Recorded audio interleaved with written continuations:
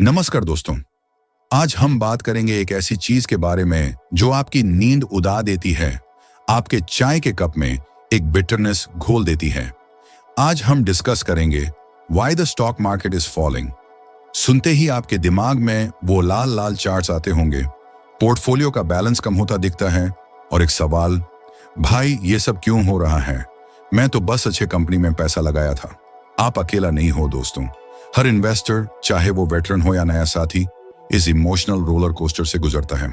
तो आओ आज इस दाड़ को समझे, इससे दाड़ को एलिमिनेट करे और इससे एक अपॉर्चुनिटी में बदलने की कला सीखे। चैप्टर 1, द ग्लोबल मॉन्स्टर, बाहरी दुनिया का असर। पहला कारण जो मार्केट को हिला के रख देता है वो है ग्लोबल फैक्टर्स। सोचिए, अमेरिका की फेडरल रिजर्व, जो कि उनका सेंट्रल बैंक है, वो कहती है हम इंटरेस्ट रेट्स बढ़ा रहे हैं। ये सुनते ही फॉरेन इन्वेस्टर्स, जो FII के नाम से जाने जाते हैं, उनके कैलकुलेशंस चेंज हो जाते हैं। उन्हें लगता है अरे, अमेरिका में पैसा लगाने पर अब ज्यादा रिटर्न मिलेगा, सेफ भी होगा, तो चलो इंडिया से पैसा निकालते हैं। और जब ये बड़े प्लेयर्स अपना पैसा निकालते हैं तो मार्केट में सेलिंग प्रेशर आता है और मार्केट नीचे आती है। इसी तरह इंटरनेशनल क्रूड ऑयल प्राइसेस का बड़ा असर होता है। हमारा इंडिया ऑयल इंपोर्ट करता है। जब ऑयल महंगा होता है तो हमारी करंट अकाउंट डेफिसिट बढ़ता है, इन्फ्लेशन बढ़ता है और इकोनॉमी पर स्ट्रेस आता है। ये सब नेगेटिव सेंटीमेंट क्रिएट करता है, जिसका डायरेक्ट असर मार्केट पर पड़ता है। Chapter 2, the domestic drama. अपने घर की बात करते हैं डोमेस्टिक रीजंस की। ये वो फैक्टर्स हैं जो डायरेक्टली हमारे देश से रिलेटेड हैं, जैसे कि इलेक्शन के टाइम पर अनसर्टेनिटी होती है। इन्वेस्टर्स सोचते हैं आएगा कौन, नई गवर्नमेंट क्या पॉलिसीज लाएगी, बिजनेस फ्रेंडली होगी या नहीं। इस अनसर्टेनिटी की वजह से मार्केट वॉलेटाइल हो जाता है, अप डाउन करता रहता है। इसके अलावा RBI के मॉनेटरी पॉलिसी अनाउंसमेंट्स भी बहुत इंपॉर्टेंट हैं। अगर RBI भी इंटरेस्ट रेट्स बढ़ाने की बात करे तो लोन्स महंगे हो जाते हैं, कंपनीज का एक्सपेंशन स्लो हो जाता है, पब्लिक की स्पेंडिंग पावर कम हो जाती है। इससे कंपनीज के प्रॉफिट्स पर फर्क पड़ता है और अल्टीमेटली उनके शेयर प्राइस गिरने लगते हैं।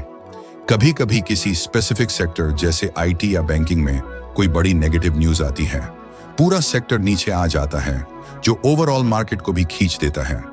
Chapter 3, the invisible force. Market का मूड या सेंटिमेंट, ये सबसे पावरफुल और इनविजिबल फोर्स है मार्केट सेंटिमेंट। टेक्निकल एनालिसिस में इसे मार्केट साइकोलॉजी कहते हैं। सोचिए, कुछ इन्वेस्टर्स ने सेल करना शुरू कर दिया, उनके पीछे कोई सॉलिड रीजन हो या नहीं। दूसरे इन्वेस्टर्स देखते हैं और सोचते हैं शायद कोई ऐसी न्यूज है जो मुझे नहीं पता, चलो मैं भी सेल कर देता हूं लॉस से बचने के लिए। अब यह एक चेन रिएक्शन बन जाती है।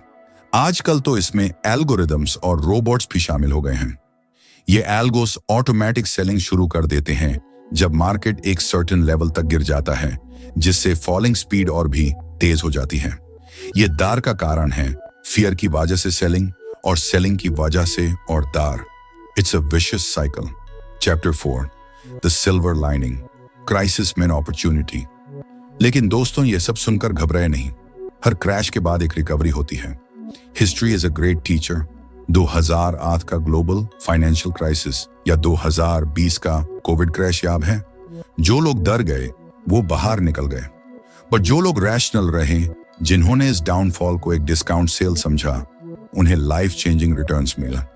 वॉरेन बफेट का वो फेमस कोट याद कीजिए, be fearful when others are greedy and greedy when others are fearful. जब मार्केट गिरे तो आपको सोचना चाहिए, वाह, आज मेरे फेवरेट क्वालिटी स्टॉक्स इतने सस्ते में मिल रहे हैं। इसी टाइम पर SIP थ्रू करना चाहिए, अपने पोर्टफोलियो को रीबैलेंस करना चाहिए। मार्केट का फॉल आपको बताता है कि आपका इन्वेस्टमेंट स्ट्रेटेजी कितना स्ट्रांग है।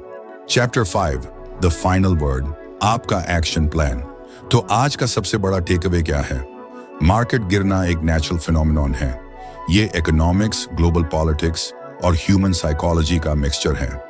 आपका काम है इमोशन पर साइंस को जीतना। मार्केट से पूछो मत क्यों गिर रही है, बल्कि अपने आप से पूछो इस सिचुएशन में मैं क्या कर सकता हूं। रिसर्च करो, फंडामेंटली स्ट्रॉन्ग कंपनीज आइडेंटिफाई करो और लॉन्ग टर्म विजन रखो। समय आने पर मार्केट जरूर रिकवर होगी और आपका पेशेंस आपको अवार्ड देगा। दोस्तों, अगर आपको ये ऑडियो बुक पसंद आए हैं तो मेरे YouTube चैनल को लाइक, शेयर और सब्सक्राइब जरूर करना। आगे आने वाले एपिसोड्स में हम और भी गहराई में जाएंगे। धन्यवाद और याद रखिए, इन्वेस्टिंग एक जर्नी है, एक डेस्टिनेशन नहीं। शुभ इन्वेस्टमेंट।